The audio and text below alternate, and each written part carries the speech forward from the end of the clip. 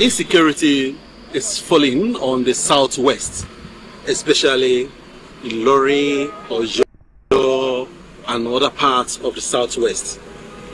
What is your take on the security situation in the country?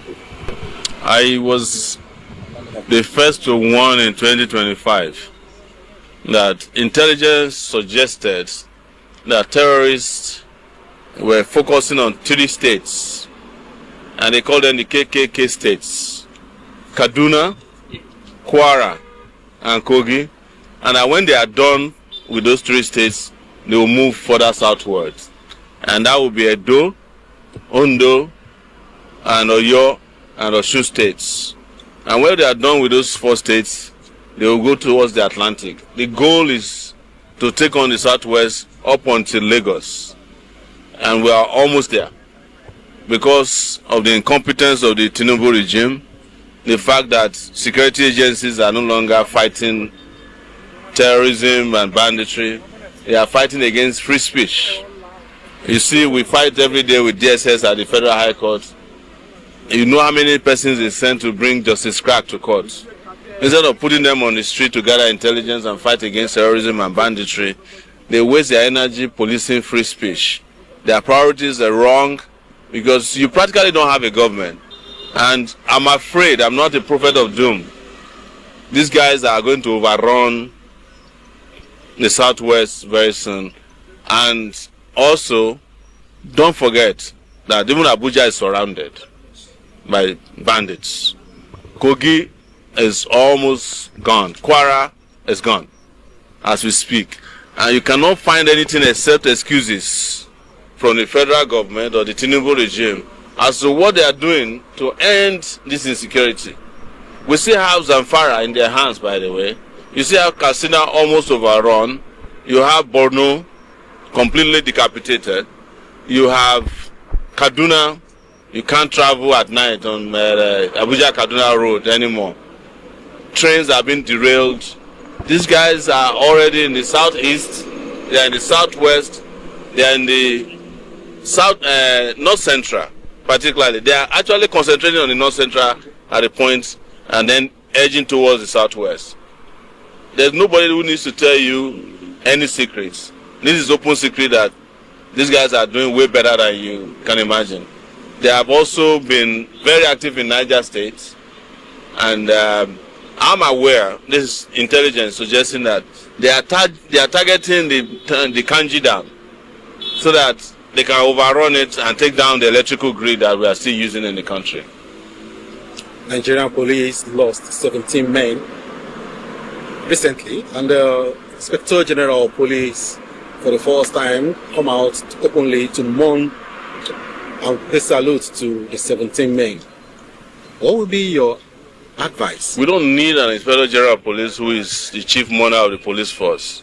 We need an Inspector General of Police who is capable of going to that place and saying, I will deliver all the terrorists who killed 70 of my men.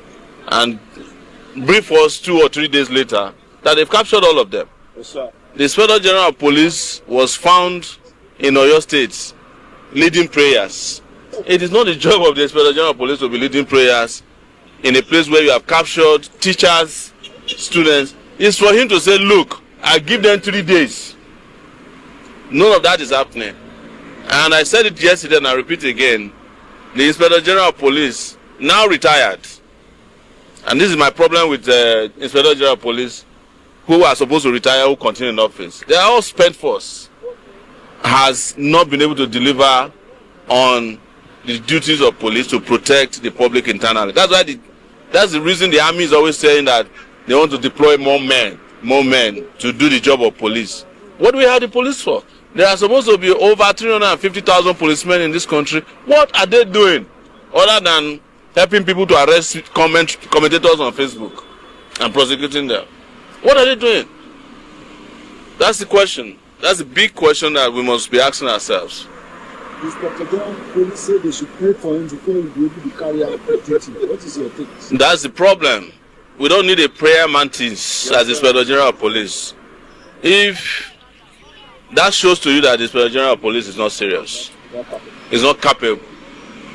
I also noticed that the NUT in Oyo State, instead of going on strike immediately to protect their teachers who are in captivity, they have also called for prayers.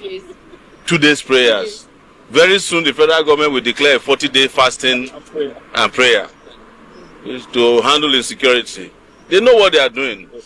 They know that prayers of this nature does not. In fact, God could not have answered prayers of lazy people, incompetent people, corrupt people. He's already done everything you want for you, but you are using prayers to deceive people, to cover up your incompetence. This one will pray for me. I'm leading prayers everywhere, but everybody is praying. And some of you will be captured. Some of them are people are being captured in this country where they are praying. In the church. While they are praying. So, isn't that telling you something? Is there any lesson that we Nigerians need to learn from Israel? Israel is one of the countries that many are looking at, but they've never allowed war to run them down. On Nigerian security and others continue in prayer.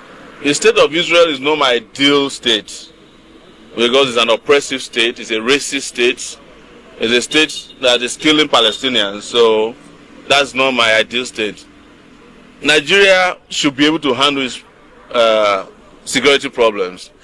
Do you know that we are so weak that we have to celebrate that America came and helped us to bomb our own terrorists? Can you imagine that? Last time in December, they came and bombed, no terrorist was killed, there was no evidence. This time around, they are circulating evidence of bombing some places but that is not the solution to your problem. Because America doesn't care about you. I keep saying that to people. America doesn't care about you. You need leaders who care about you. And this is to tell you that elections have consequences. Yes, sir. You vote for incompetent people, your security cover is blown. Yes, sir. You vote for corrupt army generals, corrupt presidents, they will use the money made for your security to build houses and buy land like this for themselves and be building houses that they will never stay in. Yes, sir. There are 5,000 houses in Asokoro alone that are unoccupied. But there are homeless people who are making ends meet here. That's the one they're interested in. All these places where young people, poor people have, been making some little money to make ends meet. Wicked leaders, yes, wicked people, incompetent people, corrupt leaders. Yes, we need, again, Nigerians, before all of this catch up with you, we need a revolution. Yes, sir. Yes, sir.